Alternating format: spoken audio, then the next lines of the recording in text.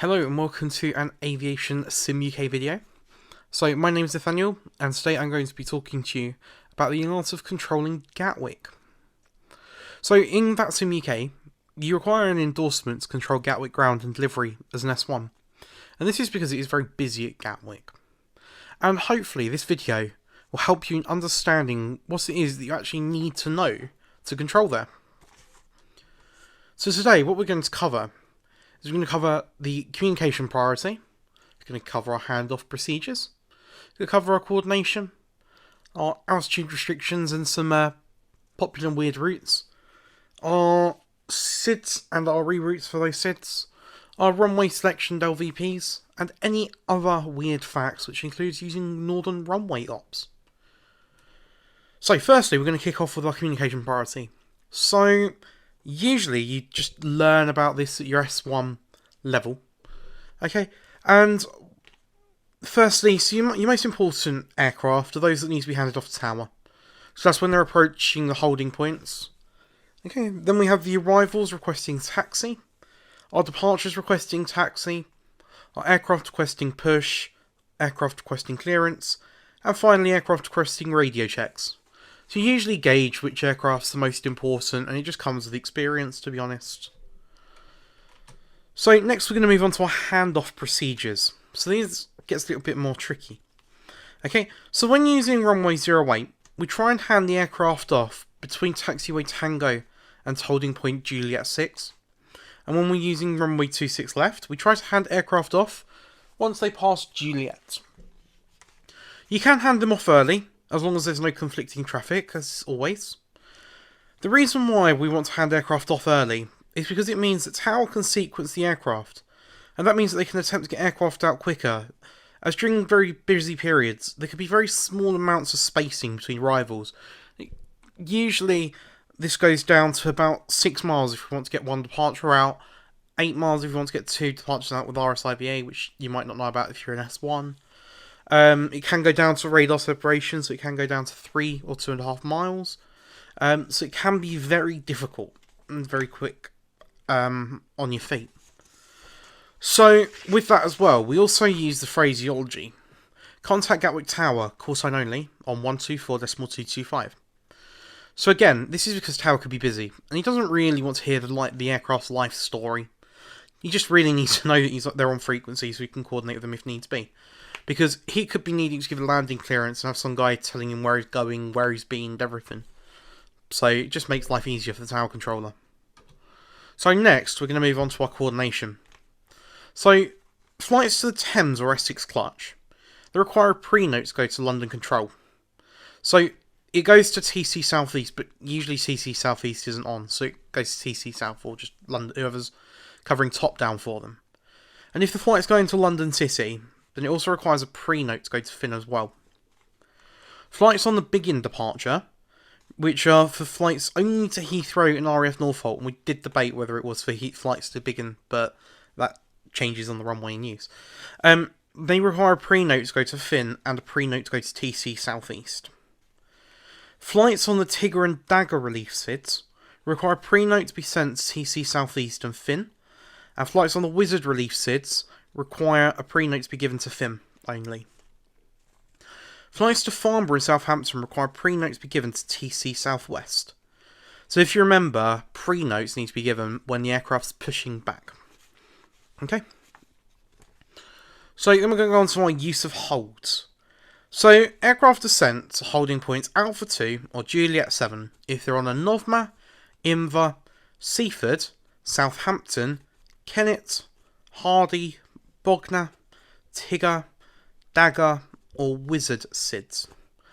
Okay, an aircraft are to be sent to the holding points Alpha 3 or Juliet 4 if they're on a Biggin, Frayne, Clacton, Lambourne, Admag, Odvig, or Dover departures.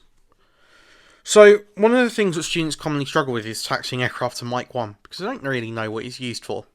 So, Mike 1 is commonly used for departures coming off of the South Pier, just because it's usually easier to get it to Mike 1 than taxi them all the way around to Alpha 2 or Alpha 3. So, then you've got Bravo 1 and Charlie 1. So, these can be used for 26 left departures, But usually, Tower will only ever ask you to do this. So you just get a nice message in TeamSpeak saying, yo, can you send, I don't know, Golf Echo Echo Echo Echo to Bravo 1. When using runway 08 right, you can use Hotel 1 and Golf 1 for departures too. So, we've now got altitude restrictions. So these mean aircraft aren't flying really weird cruising altitudes and can actually get onto their cruising altitude and descend before they get to their destination. So, for aircraft flying within the London TMA, then we climb them up to minimum stack level. Okay, which you can find off of Euroscope if you're using the controller plugin. And it's that like weird box that says like London TMA or Man TMA. And that number is the minimum stack level, which we use. Then we got the Channel Islands. So that's Jersey, Guernsey, or Alden. I think that's pronounced. If they're flying via Novmat or Imva, then we climb them to flight level 180. For the Channel Islands via Seaford or Bognor, then it's flight level 200. Flights heading out to Amsterdam are flight level 230. Flights to Brussels are flight level 230 as well. Flights going to Manchester TMA, so that's Liverpool, Manchester or Leeds, are a bit weird. So you have to actually look at their flight plan, okay? If it's on an upper airway, so if on their flight plan, they've got, I don't know, like Uniform 906, then that's an upper airway. If it's just Yankee 906, then it's a lower. Okay? If they're on upper airway, then it's flight level 260. If it's on a lower airway, it's flight level 240.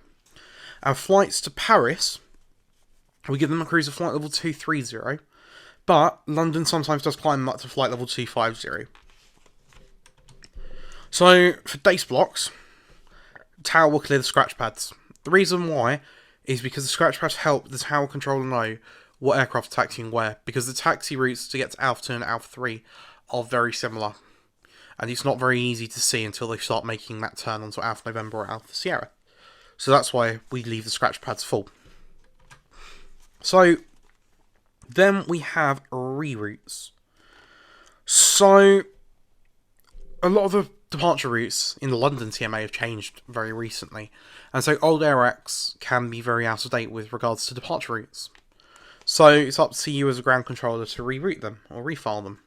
So if they're on a Kennet departure, if they're going off 26, then it's a Novmat departure followed by Lima 620 to Nibda, November 14 to Kennet for 08 Imva, November 63 Vuga, November 14 Kennet, and you can see the rest of those there.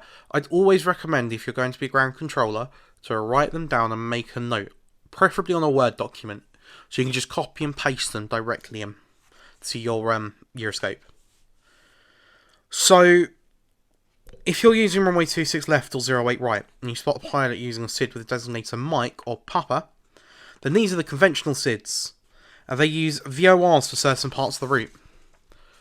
However, at Gatwick, the most commonly used SIDs are those with X-ray or Zulu designators, which represent RNAV SIDs instead. So instead of using VORs for bits of the route, RNAV SIDs basically following GPS, and so pilots don't have to fly to a certain VOR on the route. These are more accurate and they're easier to fly for the pilot, which means that he's not having to tune into VORs, track radials and everything else, which will probably be covered in a VFR video. Instead, they just put the departure route in and they can just depart straight away. It's very easy for them. They don't have to do anything basically apart from just check the constraints in their flight plan. So if you ever see that, just make sure that you can try and get them on an X-ray or Zulu. But if they're on an old plane, then they have to have the conventional departure routes. So, other departures. So, flights going to the Thames or Essex Clutch, we issue them with a frame departure terminating at Detling. And just remember their cruising altitude is MSL. Other departure routes can also still be used by pilots, especially if they have an out-of-state AirRec and they can't use the newest departure routes. It's a bit skeptical about whether you need to pre-note London or you can out of courtesy, but you don't need to. VFR clearances. So for a VFR circuit clearance, you have to coordinate with Tower. And usually the clearance will be issued at the hold by the Tower controller. For VFR departure clearances, so if they're leaving the zone, then you coordinate with FIM. to get the clearance. And usually that clearance will be given whilst they're on stand. So, runway selection. Runway 26 is the preferred runway at Gatwick. And it's the preferred runway when the tailwind component is less than 5 knots and the runway's dry. If the runway's wet and there's a tail component less than 5 knots but there is a tailwind component, you still use 08 right. To calculate the wind components easier, you can refer to the E6 BX website. That's what most of us use as controllers to figure out what the tailwind components are, to figure out what runway we can use that day. And just remember, tower decides what runway's in use. If tower's not on, then you do as ground. So we move on to low visibility procedures. So low visibility procedures come into force when the runway visual range is 600 meters or less, or the cloud cover is broken or more at 200 feet or lower. So just remember, it isn't or in that case. During low visibility procedures, Cat 3 holding points should be used. So the reason for this is it actually protects the ILS, because aircraft getting too close to the ILS can cause interference. If the pilot can't see the runway, got a bit of an issue, because they usually will use auto land in low visibility procedures, so a bit of an issue there. Conditional instructions cannot be used. This is fairly important because the pilots can't see each other necessarily, so we don't use conditionals because they can't see each other. The fact that the airport is in low visibility procedures should be broadcast on the ATIS. The reason for this is so the pilots know that low visibility procedures are in force and they know what to expect. So the Cat 3 holding points for runway 26 left are Alpha 3, Charlie 3 and Mike 3. And for runway 08 right, they are Juliet 3, Juliet 4, Juliet 7, Hotel 3 and Golf 3. Always just try and remember what Cat 3 holding points are. You probably won't ever need to use them till it's winter, but it's always nice to know in practice. Northern Ops. So, this is usually done at night when there is maintenance work going on. Usually, tower will cover top down, as there's not really much traffic occurring at Gatwick. So the holding points that tower will use is November 1, Papa 1, Quebec 1, Romeo 1, Sierra 1, Tango 1, Uniform 1, Juliet 8, Zulu 1 and Whiskey 1. If ground is on because it's busy, then the holding points for grounds where you hand aircraft off to the tower are November 1, Papa 1, Quebec 1, Romeo 1, Sierra 1, Tango 1 and Uniform 1. And this is rarely simulated on VATSIM though, because we like to simulate that things in life don't really happen. So the reason why you have to use special holding points is because we can't actually ensure enough separation between Juliet and runway 08 left. So that's why we have to hand aircraft off to tower early. So with that, it brings us to the end of our video. So I hope you've enjoyed learning about the Gatwick specifics from ground and deliveries perspective.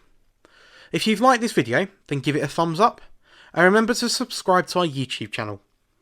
And you can find us on Facebook at Aviation Sim UK. We've got an Instagram account, which I don't really have the name for at the moment, so I will find that out and I'll put it in the description. Or you can visit our website at aviationsim.uk for our helpful tips.